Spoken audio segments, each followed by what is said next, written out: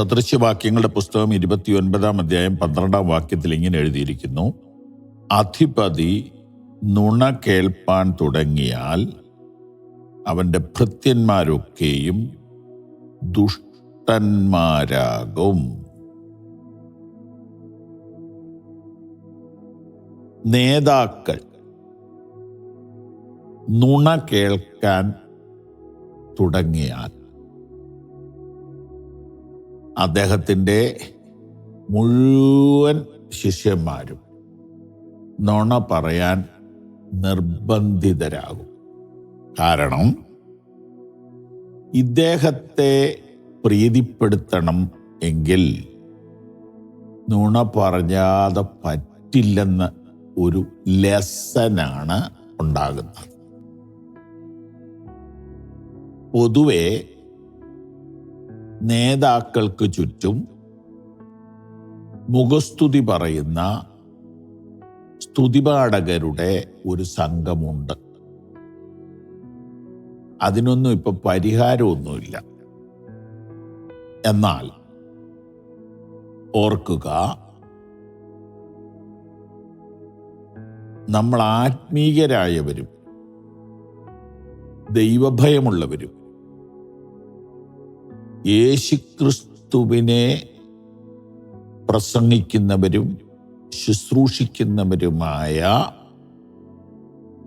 ലീഡേഴ്സായിട്ടുള്ളവർ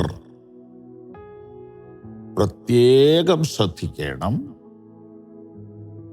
നമ്മോട് വന്ന് സംസാരിക്കുന്ന നമ്മുടെ ശിഷ്യന്മാർ, നമ്മുടെ ടീം മെമ്പേഴ്സ് നുണ പറയുന്നുണ്ടോ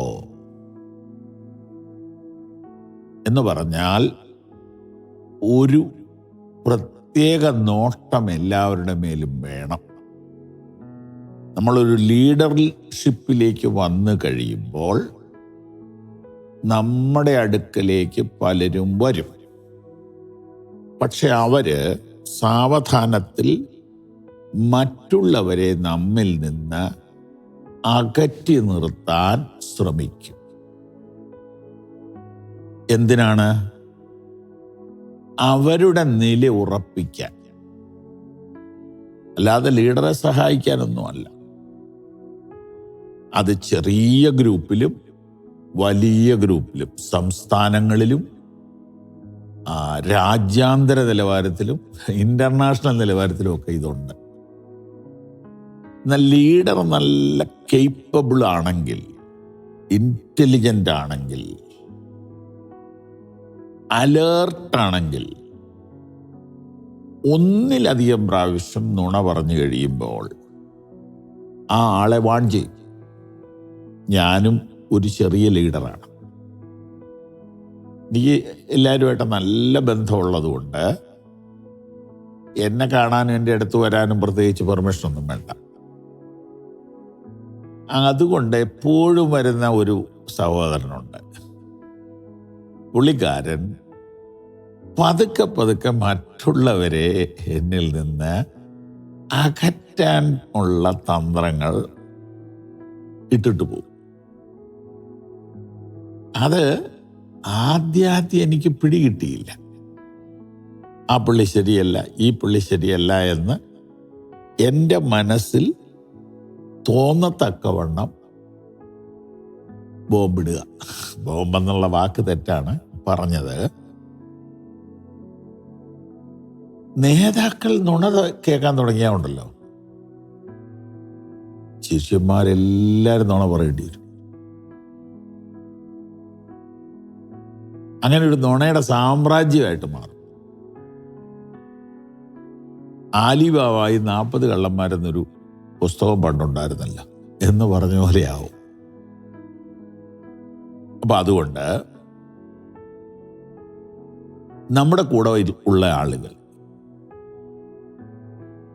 നുണ പറഞ്ഞോട്ടെ, പക്ഷെ നമ്മൾ നുണ കേൾക്കരുത്. ഇവിടെ എഴുതിയിരിക്കുന്നത് നമുക്ക് നോക്കാം.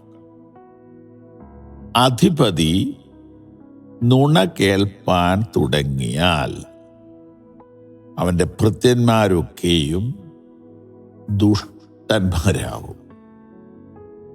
ഞാൻ ചൂണ്ടിക്കാണിക്കാനും മാത്രം ഉദാഹരണങ്ങൾ അറിയാം. നാട്ടിലൊക്കെ ഇപ്പം നടന്നുകൊണ്ടിരിക്കുന്ന കാര്യങ്ങൾ അറിയാം. ഭൃത്യന്മാർ മുഴുവൻ ദുഷ്ടന്മാരായിക്കൊണ്ടിരിക്കുന്ന ചില ടീമുകളെ കുറിച്ച് പറയാം. കാരണം നുണ മാത്രം പറഞ്ഞ് ദുഷ്ടന്മാരുടെ ഒരു പാളയമായി മാറുന്നു ചില ഗ്രൂപ്പുകൾ.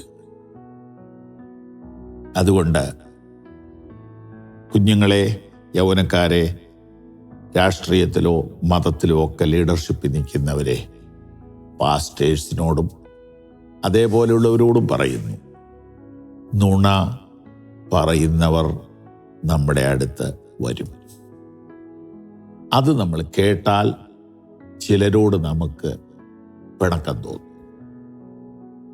അത് വരാതിരിക്കാൻ, നുണ കേൾക്കാതിരിക്കാനായിട്ട് പ്രത്യേകം ജാഗ്രത പാലിക്കാം. അപ്പോൾ നല്ല ലീഡർഷിപ്പ് ഉണ്ടാവും. ദൈവം നമ്മെ അനുഗ്രഹിക്കട്ടെ. ഈ സന്ദേശങ്ങൾ തുടർച്ചയായി നിങ്ങൾക്ക് ലഭിക്കുവാൻ ഞങ്ങളുടെ വാട്സപ്പും ഫേസ്ബുക്കും ഫോളോ ചെയ്യുക.